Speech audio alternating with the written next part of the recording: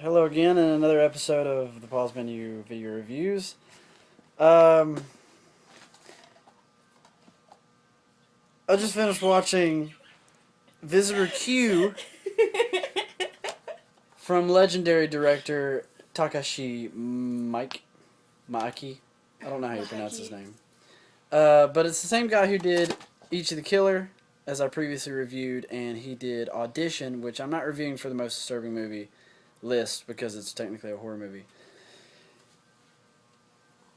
This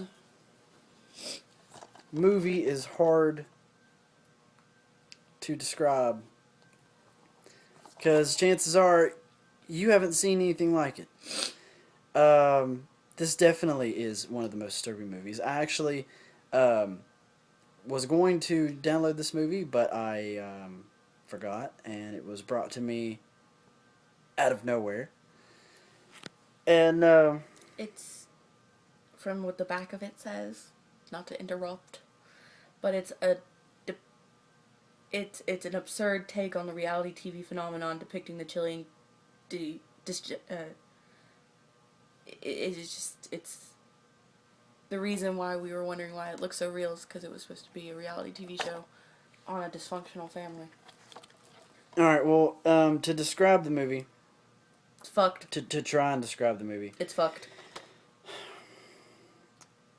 it centers around a dysfunctional family who is completely fucked up. The son beats the mother. The mother is a drug addict and a prostitute. The big sister, the daughter, is a prostitute. The son is bullied and takes out all his anger on his mom. His dad is a I don't really know what he is. He's a necrophiliac. But there's incest in this movie. I don't even I'm speechless. I really am. Like, this is the first time I don't really have a thing to say. There's a lot of gross scenes in this movie. This isn't really any horror at all. I mean, there is death in the movie, but it's nothing gory. There's nothing. There's like little to no blood in this movie. The fact that it's on my disturbing list, probably on the top five, is the subject matter that it does. I mean, it opens the movie with incest, with the father doing the daughter in a weird, just I'm so lost for words. Uh, the mother lactates through almost the entire movie. Like, I don't even know a word to describe it, but she's so happy that she can, and it makes her so happy. Yeah, it gets her off, and the end of the movie is fucking enough. I mean, there's just too much incest going on. The necrophilia in this movie is, I mean, I wouldn't say worse than necromantic, but it's just really odd how this movie's filmed. There's no cutaway scenes. It stays on what's happening, and it makes it so uncomfortable because there's no change. You just watch these people do all these things, and like all of the weird sex scenes that are in the movie and the necrophilia, it doesn't cut away like you see most movies do. They don't have little shortcuts. You see everything, all the little mannerisms that you do during sex, and it. The odd thing was, when the dude's having sex with the girl he killed, rigor mortis sets in, and there's this just whole section of him trying to get his dick out of the woman because it was stuck in it. And while he's doing her, she loses all bodily function and shits on herself. Because it finally set in. Well, yeah, it's just gross. When people think of necrophilia, there is worse things than having sex with a dead person. The dead person could shit on you. I mean, Takashi Mike or Takeshi or however we say, he's a fucked up individual. His mind is definitely odd. I do, however, think there is um, a overall meaning to this movie. Visitor Q describes a person that was taken into the house, and after he's in the house, it's kind of he's like a catalyst for the events of, like, the family comes back together in a really messed up way. But I think what it is, it's a huge metaphor on, you need huge occurrences to change really, really big problems. So if you have a family who's dysfunctional, that does nothing but really bad, and it just gross things, like have sex with each other and fill a whole kitchen floor with breast milk and Come.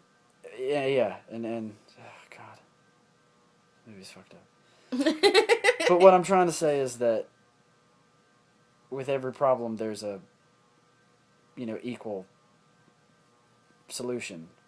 But, really fucked up problems, you need a complete stranger to come into your house after hitting you over the head with a rock and then making you think that he's your friend while he's doing your wife and having her lactate all over him while you murder a friend and then rape her dead body.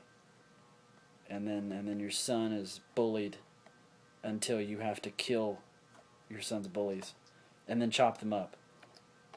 And then at the end of the movie, you and your wife and your daughter all join in a menage a trois with breast milk sucking. This movie's fucked up. So, rating, I can't give this movie a rating.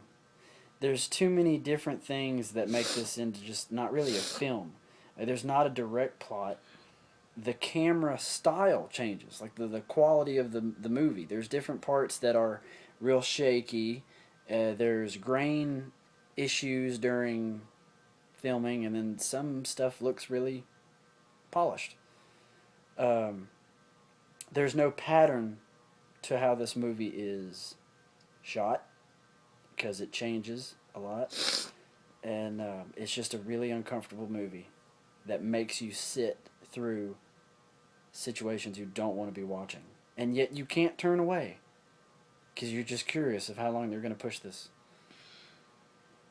I don't know, 0 out of 5 or 1 out of 5, but on my list of most fucked up movies, most disturbing movies, I still have yet to watch all of the list. I think the next thing I'm going to watch is Pink Flamingos, or we need to start on the guinea pigs.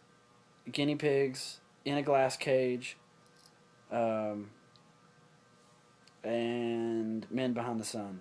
I haven't watched those yet. But rating for this one on the list, at the moment, it's a Serbian film. Visitor Q's in there somewhere. I don't know. I was still, Begotten's pretty weird. But I said I was going to give that an honorable mention because it's not really a film. But yeah, I'll make my list eventually after I watch all these movies. Thank you for watching, and I really don't recommend you watching this movie. I understand if you're a Takashi Miike fan, because Ichi the Killer was actually really cool, and Audition's one of the #1 horror movies ever made.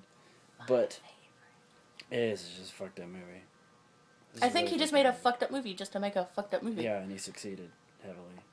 Anyway, if you can actually find this movie, watch it. It's like trying to find Cannibal Holocaust. It's kind of, hard. Anyway, thank you for watching again. And remember, if you ever need video game, movie news, and Tekken science stuff, head on over to... Tekken? We're going to play Tekken? Yeah, Tekken. Yeah. Tekken science stuff. It's Tekken characters with little science lab coats. But, yeah, fuck my plug. It doesn't even matter. I have a website. Doesn't matter. Not important.